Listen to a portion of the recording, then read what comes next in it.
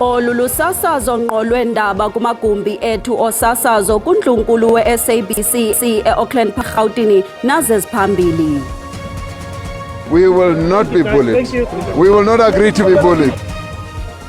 Umongameli Cyril Ramaphosa ungqinile ukuba iMelika ifuna ukuzibandakanya kwiingxoxo ze-G20.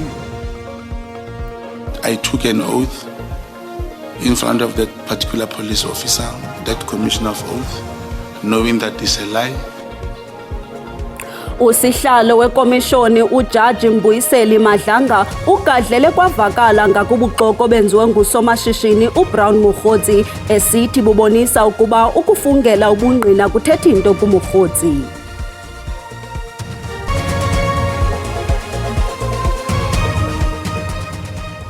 Lingatsho kaloku lo gwityo singenile singoqala zive neendaba zeli loMzantsi Afrika nehlabathi ngokubanzi singalibasanga amaseko masingene emxholweni. Usihlalo wekomishoni kaMadlanga uJaji Mbuyiseli Madlanga ugadlele kwavakala ngakubuxoko benziwe ngusomashishini umnumzana Brown Mokgotsi esithi bubonisa ukuba ukufungela ubungqina kuthetha into kuMokgotsi okukuza emva kokuba iseshoni yokuhlaba imibuzo okaMokgotsi idize ukuxoka kwakhe. In this affidavit, I took an oath in front of that particular police officer, that commissioner of oath, knowing that it's a lie in executing my duties. That's correct, Commissioner. Umnumzana Brown Mokgotsi uzibhaqe sekoneni emva kokuvuma ukuba uye waxoka phantsi kwengxelo efungelweyo ukuze akwazi ukufumana isigunyaziso senkundla semvume yokushicilela umuntu othile owayefunxa kuye inkcukacha oku kuye kwakhatshwa zezinye iziphene kubungqina bakhe kwaye oku kukhokhelele ekubeni ikomishoni imbone ngenye indlela losomashishini. I want to suggest to you that an oath is meaningless to you. And I have no reason to believe that the one you took before us here means anything to you. Do you want to comment on that? No comment, Commissioner. Loka Mokgotsi uzirhintyele kwakhona ngobunye ubuxoki ngelixa kuqwalasela ubungqina bakhe ile komishoni obufana nezithyolo zakhe zokuba wayelilungu lomkhonto wesizwe iMK kwiminyaka yo-1990. Do you know that Umkhonto weSizwe was disbanded in 1993? Yes, I'm aware. Yes. So, as a 13-year-old, you would have been an Umkhonto weSizwe operative in the SDU in 1993, as a 13-year-old. No, I was not 13 years old. I know you, Commissioner, you are bringing it on the basis of my birthday era. I was not actually born in 1979. I was born in 1977.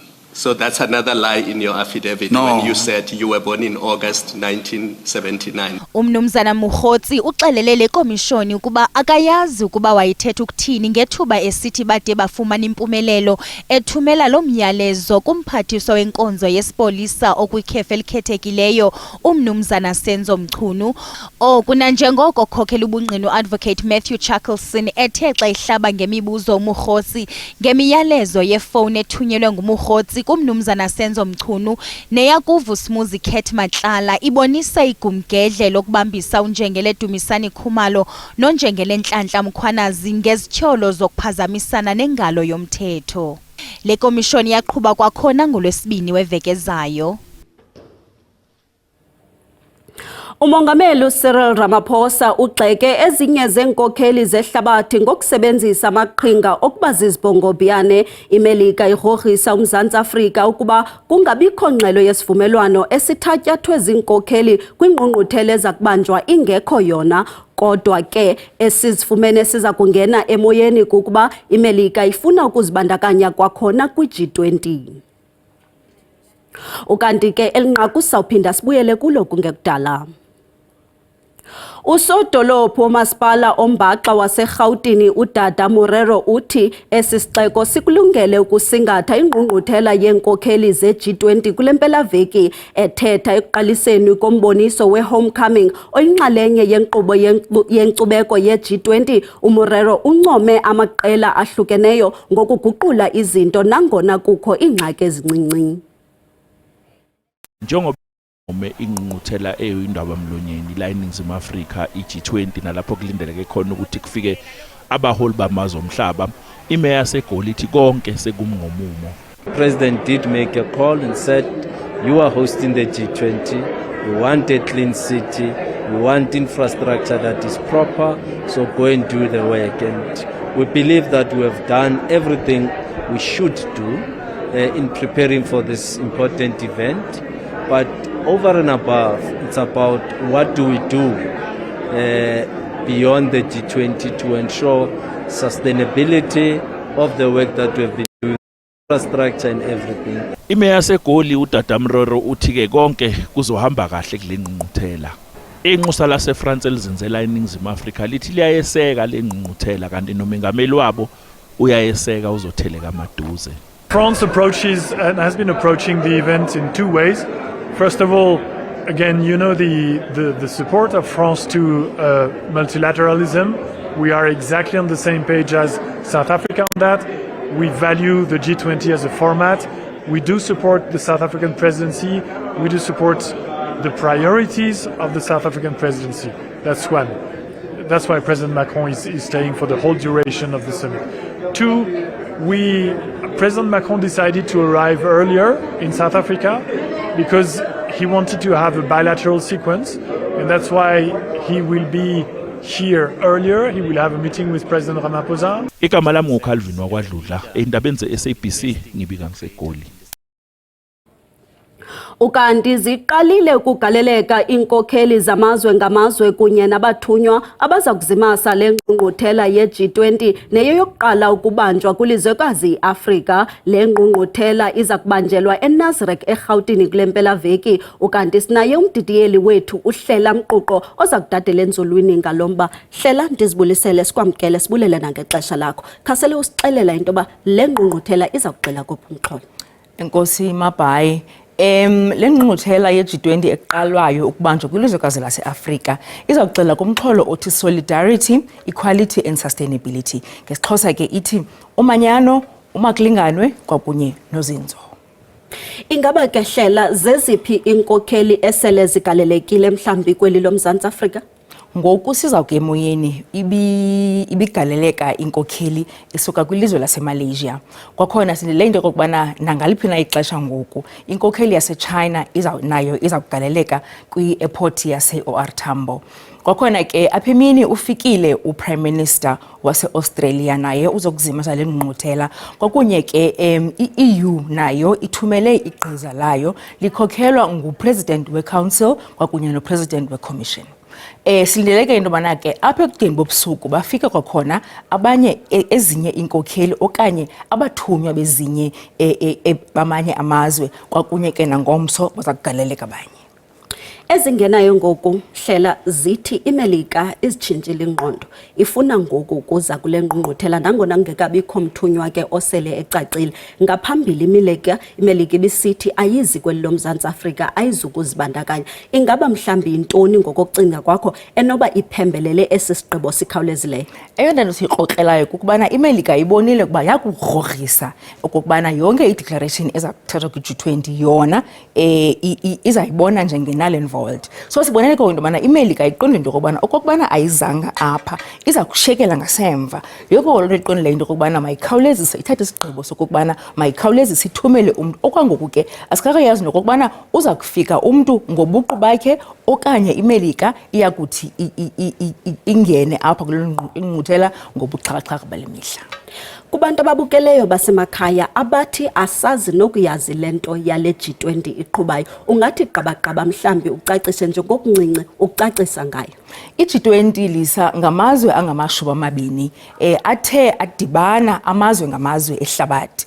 Athe adibana ukuqinisekisa into yokubana ayaxhasana ukuphuhlisa uqoqosho lwamazwe ngamazwe. Lamazwe ke aqinisekisa into yokubana okubana ilizwe lithile ikhona ingxaki elidibana nalo, kuhlala intlanganiso ethile, kubekho ke ngoku izigqibo ezithethwayo zokubana siza kunceda njani na ilizwe lithile kule G20 ukuze liphinde kwakhona libuyele eqoqoshweni oluqinileyo. Enkosi kakhulu Hlela, sibulele ngexesha lakho. Ndiyabulela kakhulu Mabhayi. Ngoku ke maske sikhawuleze sithume umntwana evenkileni, siza kuphinda sibuye.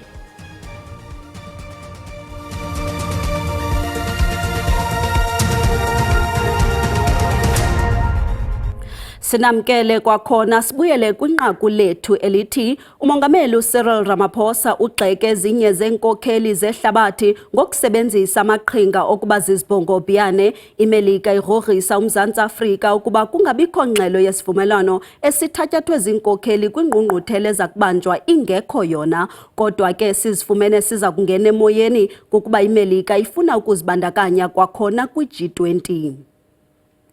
We will declaration. The talks are going extremely well. I'm confident we are moving towards a declaration, and they are now just dotting the I's and crossing the T's. We will not be bullied. We will not agree to be bullied. La maqhinga ezigrogriso enziwa iMelika abonakala engasebenzi kumongameli Cyril Ramaphosa ofunge wamuncintupha ngelithi uxolele ukumela ingcemqolo kudla mashe kube kanye siza kuba khona isivakaliso sekokheli kule ngqungquthela ye-G20. Umongameli uthe uqoqosho kanye ubungaka bomkhosi welizwe akuthethi ukuba kungavunyelwa elinye ilizwe libe sisibhongobhiyane kwamanye amazwe. It cannot be that a country's geographical location or income level or army determines who has a voice and who is spoken down to. And it basically means that there should be no bullying of one nation by another nation. Ethethe kule ngqungquthela enhlalo ye-G20 umongameli ongacenganga solalaphi kurhulumente weMelika okhokhelwa ngumongameli Donald Trump othe gqolo ukunyukula le ngqungquthela isindle kwaleli uthe abo bahlekisa ngale ngqungquthela besithi yi-G100 mabazi ukuba kukhulu okwenziwa ngabamanyeneyo kunabazintsalo. There are some who have dubbed what we are doing through the G20 summit by holding a number of other G meetings, which I'll speak about in a little while, that we are having a G100, a G1000, and that is true, we are having a G1,000,000. Ukale ngqungquthela kudala ixelwa iza kubanjwa ngomgqibelo iphele ngecawa. Ukanti ke ezingena ngoku zithi umongameli Ramaphosa ungqinile ukuba iMelika lirhoxisile inyathelo layo lokukwaya lengqungquthela okwangoku akaziwa ngubani ozakhokhela igqiza laseMelika kule ngqungquthela. Amalungu eParlamente ave izicelo ezichukumisayo kunye nezimvo ezahlukeneyo malunga nefuthe labemi bamazwe ngaphandle abangenampepha kweli. Kule veki ikomiti yesebe lezekhaya ixovule lo mba, oku kuza emva kokuba usomlomo wendlu yowiso-mthetho uThoko Didiza egqithise ixwebhu kwikomiti evela kwiqela loluntu ebizwa ngeMarch and March. Eli xwebhu liphakamise inkxalabo malunga noxinzelelo kwinkonzo zoluntu ngenxa yabemi bamazwe angaphandle abangenamaphepha. And March ithethe kabuhlungu ngalomba obangela ingxokolo kwelizwe. Resources that are being abused, and in terms of that, it ended up costing a lot of South Africans in hospitals where they would end up in queues and some would end up even dead because they're not getting the resources. Kwakhe kubangela ukubethana kwezimvo kumalungu eParlamente, lokama abanye bebevumelana naye, abanye bebengaboni ngasonye.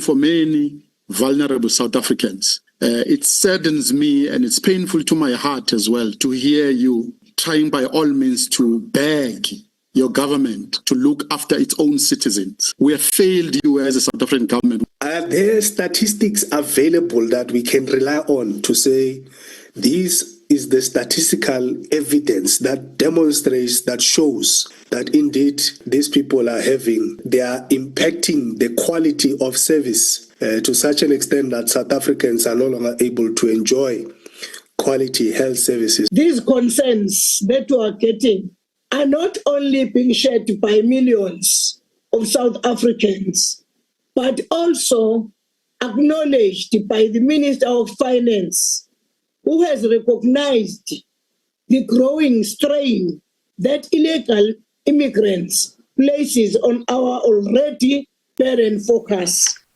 Umphathiswa wemicimbi yezekhaya ugqirha Leon Schreiber uxelele ikomiti ukuba unyanzeliso mthetho luyaphucuka kodwa kwathi oko kudinga ubambiswano phakathi kwamasebe karhulumente. Ndingumkhokheli bandla ndiseParlamente eKapa. Ikomiti yaseParlamente igxeke kabukhali isebe lezemisebenzi yoluntu neziseko zophuhliso ngenxa yokungaphenduli kakuhle kokuwa kwesakhiwo saseGeorge. Iintsapho zamaxhoba zithi khange kubekho kukhathala kuquka noncedo olukhawulezayo kubo. Kuye kwafuneka ukuba elisebe lichaze ukuba kutheni na amabango amaninzi engekaqwalaselwa nanjengoko sele kuphele unyaka kwenzeka esi sehlo.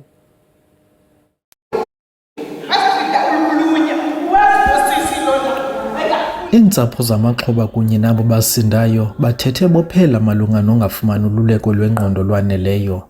Omnye umba kukwehliswa benyuswa ngemali yembuyekezo. Into esifuna ibona sizezintsapho enokwenzeka is justice for our brothers and sisters who passed on that George building collapse because bangcwatywa bephila abantakwethu noosister bethu noobhuti bethu. Sifuna nje justice for bona. Le komiti ityhole amagosa esebe lophuhliso loluntu ngokufeta kumsebenzi wawo. The way they are talking about the treatment and the arrogancy they are getting from officials from different departments, in particular, to be honest, the social development officials, it's bad. Isebe lezabasebenzi lithi lide laqukumbela uphando lwalo ngakule ntlekele kwaye loo ngxelo igqithiselwe kwigunya abantu lezotshutshiso. Likwathe wonke amabango wembuyekezo aphunyezwa xa kukho iinkcukacha ezipheleleyo kungakhethwanga ukuba ixhoba ngumiweli okanye hayi. We have a list of about 68 and 44 of them we have what we call claim liability.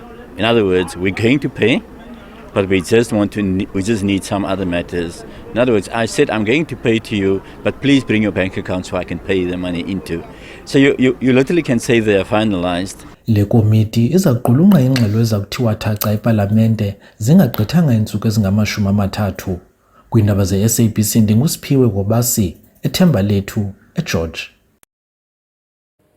Umkomishinala kazwelonke wenkonzo zoluleko umnumzana Makgothi Thobakgale uthi amadindala ancedisa amabanjwa ukungenisa iziyobisi nezinye izinto ezingekho mthethweni kumaziko oluleko aza kujamelana nengalo yomthetho. Umnumzana Thobakgale ebekutyelelo lomsebenzi kwiziko loluleko elizinze eGqeberha eMpuma Koloni iSt Albans. Wesebe lenkonzo yezoluleko uMakgothi Thobakgale ufike ngalentsasa namhlanje engaxolanga ile meko yalapha apho amabanjwa evakalisa ngezikhalazo zabo. Lamabanjwa akhalaza ngemeko ezingancumisiyo etrongweni kuquka amakhitshi angacocekanga namanzi avuzayo kwimibhobho yangasese. Baphinde bathi nokutya abakutyayo akwasemgangathweni nokushokoxeka kwempahla zamabanjwa. From the management meeting, I was basically saying to the officials they need to do their work. They don't have to compromise standards, policies, procedures and the law. And we are not going to allow offenders to harass or intimidate any of our officials. So I was basically saying to them, there's no way we're going to negotiate authority with offenders. There's no way we're going to allow offenders to get into the space of officials. They need to remain offenders and we need to attend to them as offenders. Thobakgale uye waphinda wathi amabanjwa azinikiwe izinto zokucoca izisele zawo. Ukuza kwami la namhlanje bokuthi ke ngibachazele ke iwosho ukuthi umathandawo awenziwa ejele. mawusiboshwa uhlala lapho njengesiboshwa. Umkomishana uthembise ngokuba uza kuphinda abuye apho waza kunika umkhomba ndlela. Ndinguzolani Moya wendaba ze-SABC ndiseGqeberha. Kukangako ke mawethu besenilungiselele kona ngeli xesha eziza kulandela ziza kuba ngelwimi lwesiZulu ngomso ngentsimbi yesixhenxe. Kamnandi mawethu.